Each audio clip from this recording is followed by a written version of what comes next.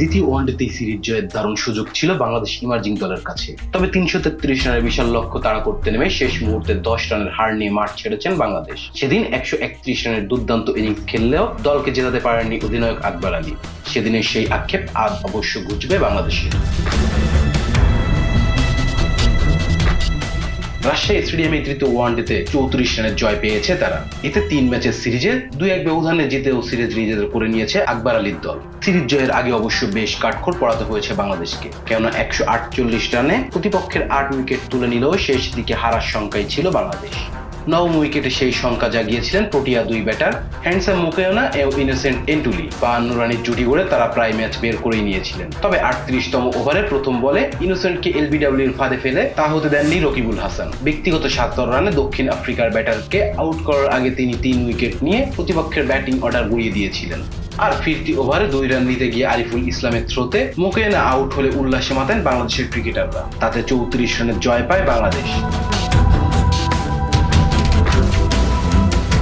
এর আগে দক্ষিণ আফ্রিকা যখন 226 রানের লক্ষ্য তাড়া করতে নামে তখন নিয়মিত উইকেট হারিয়ে বড় পরাজয়ের শঙ্কায় ছিল তারা, কেননা 100 রান হতে না হতেই 7 উইকেট হারিয়ে বসেছিল তারা। এর মধ্যে সর্বোচ্চ 4 উইকেট নেওয়া বাহাতি স্পিনার রকিবুল নেন 3 উইকেট। এমন বিপর্যয়ে সর্বোচ্চ 40 রান করা তিয়ান মিচেল ফরভুরেন দলের জয়ের আশা দেখাচ্ছিলেন। শেষে অবশ্য জয়ের মুখ দেখতে পারেননি তারা, শুধু হারের ব্যবধানটি কমিয়েছে। প্রথম 2 ওয়ানডেতে 2 দলই 1-1 ম্যাচ করে ম্যাচ জেতায় আজকেরটি ছিল অলিখিত ফাইনাল। তবে আগে ব্যাট করে বড় সংগ্রহ দাঁড় করতে পারেনি বাংলাদেশ। 225 রানে অল আউট হয়ে যায় তারা। এই সংগ্রহটাও হতো না যদি মাহফুজুর রহমান রাব্বি 58 রান করতে না পারতেন। অবদান কম নয় রকিবুলেরও। বোলিংয়ে সর্বোচ্চ 4 উইকেট নেওয়ার আগে দশম ব্যাটার হিসেবে খেলেন 42 রানের দুর্দান্ত innings.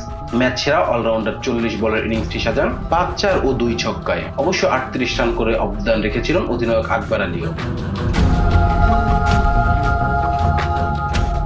Rejan Islam, B Sports. Please subscribe our channel to get more information about Cricket World.